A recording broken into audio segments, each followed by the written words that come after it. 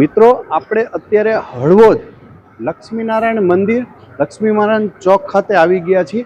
આ મંદિરનો ઇતિહાસ એવું કહે છે કે 500 વર્ષ કરતાં પણ વધારે આ મંદિરનો ઇતિહાસ છે અને અહીંયા અલગ અલગ રાજાઓના સમયથી આ મંદિર બંધાયેલું છે।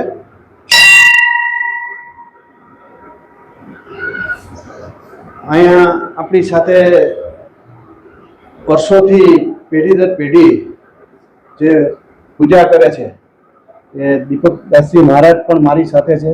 પધારો ભાવેશભાઈ। બસ અત્યારે ઝાલાવાડની જમાવટ છે, એની અંદર અમે ઝાલાવાડની અંદર જે કંઈ મંદિરો આવે છે એના ઇતિહાસ અમે કરતા હોય છે। આજે અમે લક્ષ્મીનારાયણ મંદિર એટલે હળવદની ઘણા લોકોની ઈચ્છા હતી કે તમે હળવદમાં આવો અને આ મંદિર વિશે। હળવદ શહેર છે એ ઝાલાવાડ નું જૂનું પાટનગર છે। રાજ્ય જે હતું ઝાલાવાડનું એ 23 તાલુકાનું રાજ્ય હતું અને એ 23 તાલુકાનો રાજ્યનું પાટનગર હળવદ હતું એક સમયમાં। હળવદથી ગાદી ધાંગધ્રા ગઈ છે અને હળવદ અને ધાંગધ્રાના રાજવી સાહેબ જે રાજા સાહેબ છે બાવાશ્રી એક જ પરિવાર છે। હા, આવો આપને લક્ષ્મીનારાયણ ભગવાનના દર્શન કરાવું।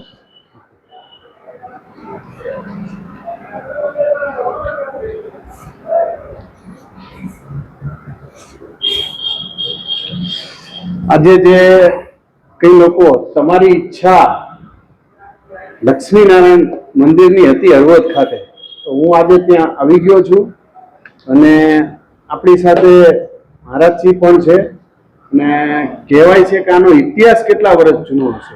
આ હળવદ શહેર વસ્યું ને ત્યારે બધાયથી પહેલું લક્ષ્મીનારાયણ મંદિર વસાવવામાં આવ્યું છે હળવદ। હા, હળવદની અંદર અને રાજા રાજોધરજીના સમયનું આ મંદિર છે એવું આ મંદિરમાં શિલાલેખ છે।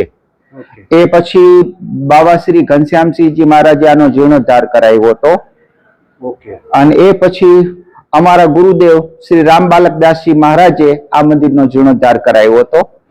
પ્રાચીન સમયથી લઈ અને આ મંદિરની એક ખાસિયત છે, હળવદ શહેરમાં અનેક લોકોની લક્ષ્મીનારાયણ પ્રત્યે શ્રદ્ધા છે।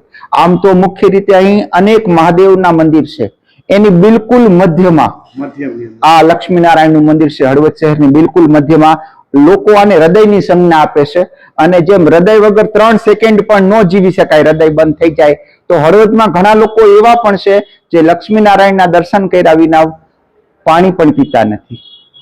એટલી બધી શ્રદ્ધા લોકોને ભગવાન લક્ષ્મીનારાયણ પ્રત્યે છે અને હળવદના નગરદેવ એટલે કે ગ્રામ દેવતા પણ છે ભગવાન લક્ષ્મીનારાયણ।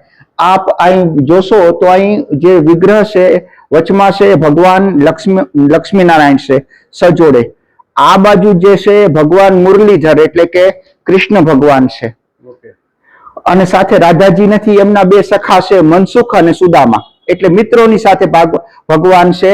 એ ભગવાનના હજી વિવાહ થયા નથી અને જે સ્વરૂપમાં સુખદેવજીએ ધ્યાન કર્યું હતું ભગવાનનું, વરહા પિંડ નટવર વપુ કર્ણયો કર્ણિકારમ બૃહદ હાસમ કનક કપિશમ વૈજંતી માલામ રંધાન વેણો અધર સુધયા પૂરયંત સ્વ અધરામૃતમ વૃંદા અરણ્ય સ્વપાદરમ પ્રાધિસુ ગીત કીર્તિ, એવા ભગવાન કૃષ્ણ પણ અહીં બિરાજમાન છે, જેના સુંદર મજાના દર્શન અહીં થઈ રહ્યા છે। અને શ્રી કૃષ્ણ સિવાય સત્યનારાયણ ભગવાન જે ચોથા સ્થાનમાં બિરાજે છે, કારણ કે પેલા બહુ વિષ્ણુ મંદિરો નહોતા આ ગામમાં, બધા શિવના મંદિરો હતા અને એક લક્ષ્મીનારાયણ હતું। હળવદની છોટી કાશીની પણ સંજ્ઞા છે। હા, અને કાશીમાં જે ભગવાન નારાયણનું મંદિર છે વેણી માધવનું મંદિર, એ જ રીતે ત્યાં કાશીમાં પણ દેવતા નારાયણ જ છે અને શિવપુરાણમાં કથા આવે છે કે ભગવાન નારાયણ પાસે કાળ ભૈરવે ભિક્ષા માંગી। આ કથા તો શિવપુરાણમાં આવે છે, જે જગત આખું જાણે છે, તો એ વિસ્તારમાં તો આપણે નથી જતા, પણ માતાજી લક્ષ્મીજી જે છે એ એવું કહેવાય છે કે આ શ્રીધર એટલે ભગવાન નારાયણ અને એમના હૃદયમાં રહેલી એટલે શ્રીધરા લક્ષ્મીનું પણ આ સ્થાન છે। ત્યારે હું તમને આગળ બીજા દર્શન કરાવું મંદિરમાં। અમારી જે વૈષ્ણવ સંત પરંપરા હોય, જેને શ્રી સંપ્રદાય પણ કહેવામાં આવે, ચતુર્થ વૈષ્ણવ સંપ્રદાયની અમારી ઉપાસના પદ્ધતિ હોય છે અને એમાં જે અમારા ઈષ્ટદેવ હોય છે ને એ બાલ રૂપના રામ હોય છે। અમારા ઈષ્ટદેવ જે છે ને એ બાળ સ્વરૂપના છે. અને એટલા માટે જે બહુ પ્રસિદ્ધ ચોપાઈ છે મંગલ ભવન અમંગલ હારી દ્રબવ સુદશરથ અજીર વિહારી. વિહાર એટલે સંતો કોઈ દિવસ એકલા ન જાય, એટલે એની સાથે વિહારી એટલે વિહાર કરનારા, એટલે કે ભગવાન બાળ સ્વરૂપમાં રામલલા જાય. એ રામલલા અહીં બિરાજે છે. સાથે સાથે રામચંદ્રજી ભગવાન હાથમાં દંડ છે અને બીજા હાથમાં ધનુષ છે, એટલે રાજા રામ છે. રાજા રામ છે. બાજુમાં જગદંબા જાનકી છે અને સાથે લક્ષ્મણજી છે. આ પણ આ મંદિર વૈસુ ત્યારથી જ આ વિગ્રહ છે. અને રાજ્યકાળમાં એવી માન્યતા હતી કે પીત વર્ણના રામ, જે રામ રક્ષા સ્તોત્ર છે એમાં આ વસ્તુનું કહેવામાં આવ્યું છે કે ભગવાન રામ જે છે એ પીત વર્ણના છે. રામ રક્ષાના ધ્યાનમાં આ પીત વર્ણના રામ છે, શ્યામ રામ નથી. અહીં હવે આપણે વાત કરશું તો તમને અહીં આગળ મંદિરના પૂર્વ મહંતોની ચરણ પાદુકા, આ ચરણ પાદુકા છે જે મંદિરના પૂર્વ મહંતો છે, જેમાં રામ બાલકદાસજી મહારાજની ચરણ પાદુકા છે, ભરતદાસજી મહારાજની ચરણ પાદુકા છે, જાનકીદાસજી મહારાજની ચરણ પાદુકા છે અને અમરદાસ મહારાજની ચરણ પાદુકા છે. આ ચારે ચાર સંતોની ચરણ પાદુકા છે. હવે અહીં ભગવાન નરસિંહ ભગવાન છે. નરસિંહ ભગવાન હળવદમાં કનોડિયા જાની, જે ઉપમન્યુ ગોત્રના ઔદિત્ય બ્રાહ્મણ છે, એ કનોડિયા જાનીના ઈષ્ટ દેવતા છે. અને સમસ્ત કનોડિયા જાની કુટુંબ એમને ખૂબ માને છે. અને એમના કોઈ પણ કાર્ય હોય એ નરસિંહ ભગવાનથી જ શરૂ થાય. અને આજે પણ એમની નરસિંહ ભગવાન પ્રત્યે અખંડ શ્રદ્ધા. એવું કોઈ પણ એમનું કાર્ય હોય તો નરસિંહ ભગવાન સિવાય કાર્ય કરે નહીં, આગળ ન વધે, કારણ કે એમના કુળદેવ પણ છે. આ વાઘેશ્વરી માતાજીની મૂર્તિ છે. અને આ મૂર્તિ જે છે એ અંબિકાનું પ્રતીક છે. આ મૂર્તિની સાથે અહીં આ જે છે એ આ ગબ્બરનો ગોખ છે અને સાથે ઉપર અંબાજી છે. જે અમે લોકો જયારે ધાંગધ્રા રહેતા હતા ત્યારે અમે અમારી સાથે લાવ્યા હતા આ વસ્તુની.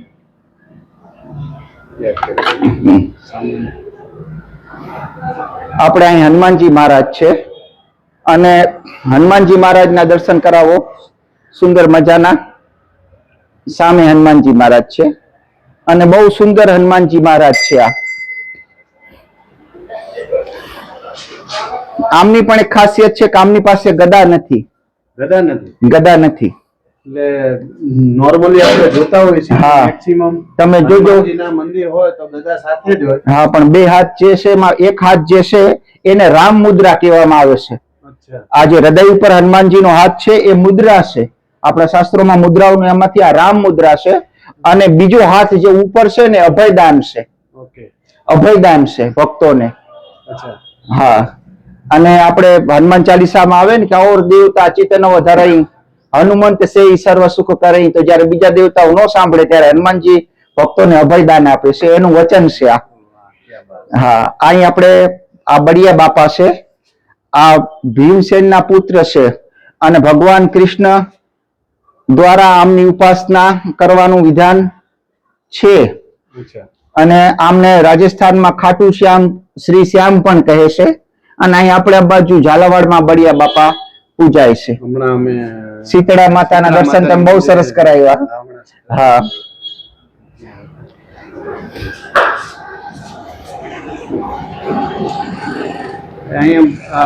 હળવદ એટલે બ્રાહ્મણોની નગરી. હા, હળવદ એટલે ભૂદેવોની નગરી. અને અહીંના ભૂદેવો જમી પણ જાણે અને જમાડી પણ જાણે. આ બળવાન ભૂદેવોની નગરી છે. એવું કહેવાય છે કે હળવદ હળથી જે ખેતરમાં ઢેફા હોય ને, અત્યારે રોટાવેટર આવી ગયા, એના બદલે પેલા ભૂદેવો હળથી ઢેફા ભાંગતા હતા, એટલે આ શહેરનું નામ હળવદ છે.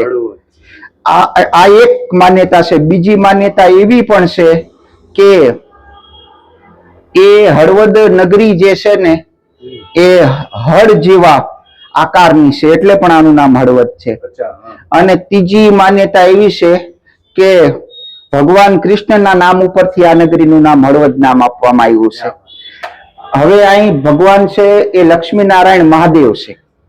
જેમ લક્ષ્મીનારાયણ દેવ આવ્યા એમ લક્ષ્મીનારાયણ મહાદેવ છે. અહીં પાર્વતીજી ખોરામાં છે અને આ શિવલિંગ બહુ પ્રાચીન છે. એટલે શિવલિંગ જે છે બહુ પ્રાચીન છે. સામે ગંગાજીની મૂર્તિ છે અને આ જે શિવલિંગ છે ને એ તો પ્રાચીન છે, પણ અહીં જે ધ્યાન છે ને, તમે કદાચ રામાયણ વાંચી હોય, અયોધ્યા કાંડમાં પહેલો શ્લોક આવે છે, યસ્યાંગે વિભાતિ ભૂદર સુતા, એટલે પાર્વતી જેના અંગમાં ખોળામાં બેઠી છે એ સ્વરૂપ છે આ. અને એ લોકોની એવી માન્યતા છે કે આ સ્વરૂપની પૂજા કરવાથી કન્યાઓના વિવાહ જલ્દી થાય છે. હવે અહીંયા આપણે આ એક મને બહુ જ્યાં જ્યાં જોયું છે કે આપણા ઝાલાવાડના જેટલા મહેલ હોય છે ને ત્યાં હોય છે, તો આ મહિષાસુર મર્દની દેવી છે જે ચંડિકા કહેવાય છે. ઓકે. અને આ દેવી જે છે ને એ ઝાલાવાડનું પ્રતીક છે. ઓકે. આ જ દેવી છે જે શક્તિનું પ્રતીક છે એમ.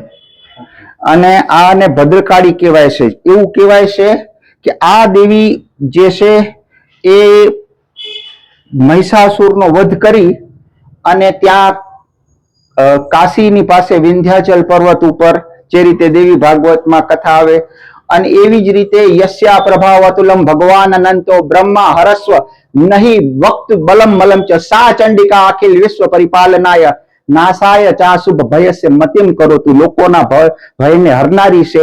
એટલે આ ઝાલાવાડના દરવાજા ઉપર બિરાજે છે. એટલે ઝાલાવાડ ઉપર કોઈ પણ કુદ્રષ્ટિ ન કરી શકે એટલા માટે આ દેવી ઝાલાવાડની આઇકોન દેવી છે. આ ગણપતિ મહારાજ છે, વિઘ્નરાજ છે આ. અને ગણપતિ મહારાજ વિશે તો શું જાજુ આપણે કહી શકીએ, પણ વિઘ્ન હરે અને ભેદભાવ ન કરે. હું એટલું કહીશ, ગણપતિ કોઈ દિવસ અપવિત્ર ન થાય. એટલે આ મને બે ભગવાન બહુ ગમે, કારણ કે એ બે ભૂખા નથી રાખતા એમના બર્થડે દી, એક હનુમાનજી ને બીજા ગણપતિ.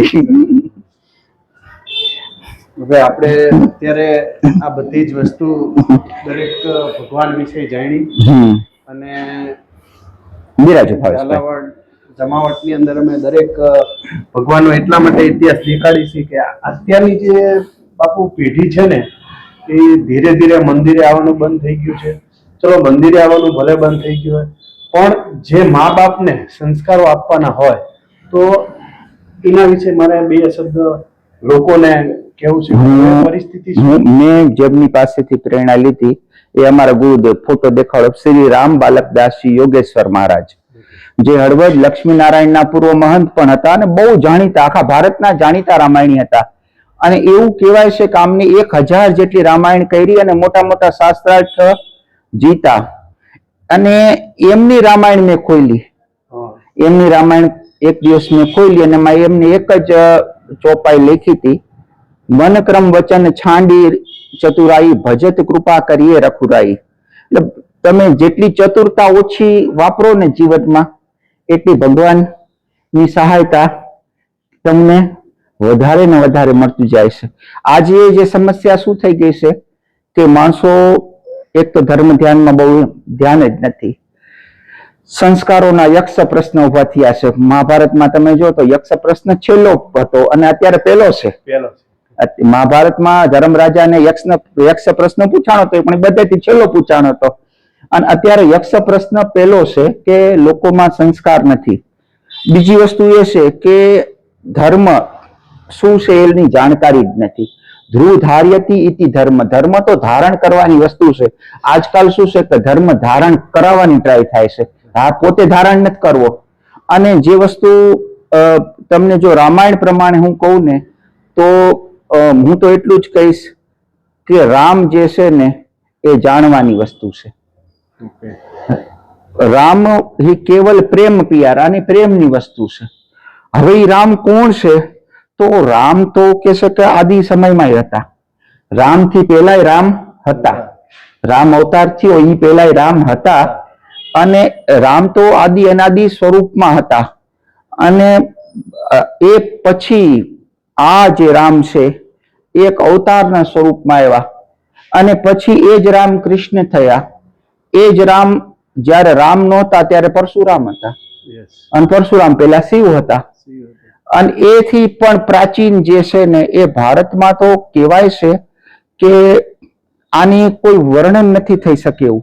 પણ આ ભાગવતમાં એક વસ્તુ બહુ સ્પષ્ટ લખી છે, રુદ્ર ગીતમાં પ્રચેતાઓને જે ભગવાન શિવ ઉપદેશ આપે છે ને એમાં એક વસ્તુ સ્પષ્ટ લખી છે કે તમારો જન્મ થાય ને મંગલમ ભગવાન વિષ્ણુ, અને મરણ થાય તો અંતે નારાયણ સ્મૃતિ, છેલ્લે નારાયણની સ્મૃતિ થાય.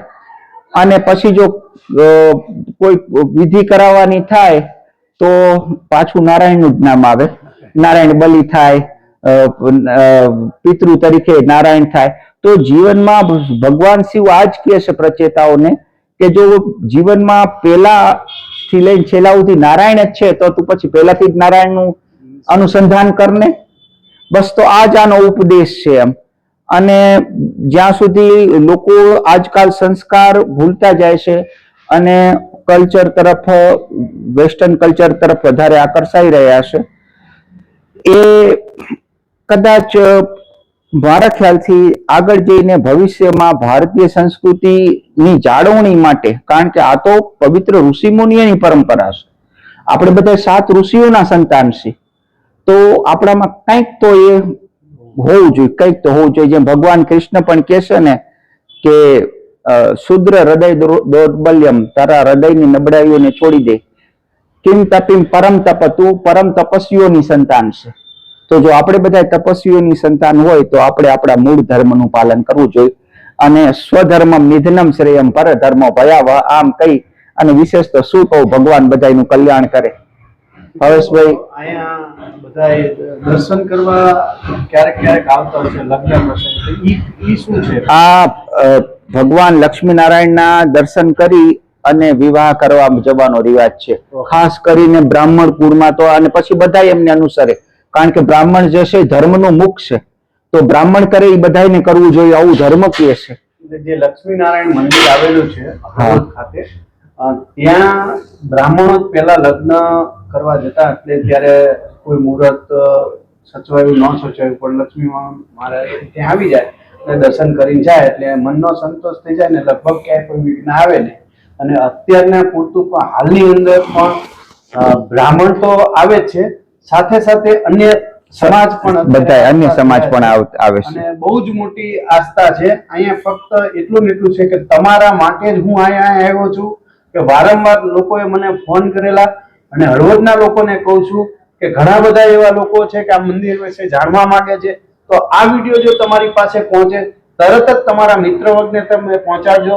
અને ન સબસ્ક્રાઇબ કરી હોય તો આ ચેનલને સબસ્ક્રાઇબ ને કોમેન્ટ પણ કરી લેજો.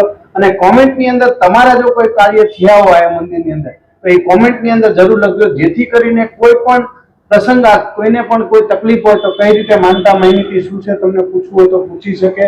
અને અમે ઝાલાવાડની જમાવટ એટલા માટે આ ચેનલ બનાવી છે કે આપણી સંસ્કૃતિ ખબર પડે, ભગવાન શું છે એ ખબર પડે, ત્યાંના પૂજારી શું છે એ ખબર પડે, અને આનો ઇતિહાસ કેટલો છે.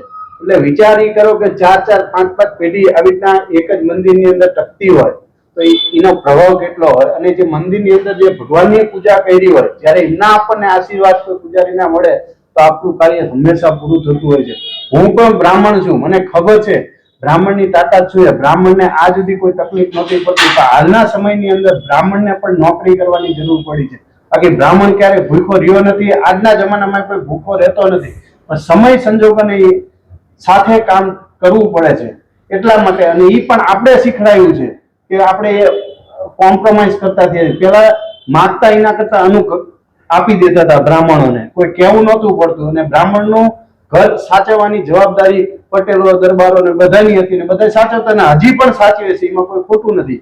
પણ હવે જો તમારા બાળકને તમે મહિને 15 દિવસે એકવાર મંદિરે લઈ જાઓ, મંદિરે ના લઈ જાઓ તો એને એક જવાબદારી આપો.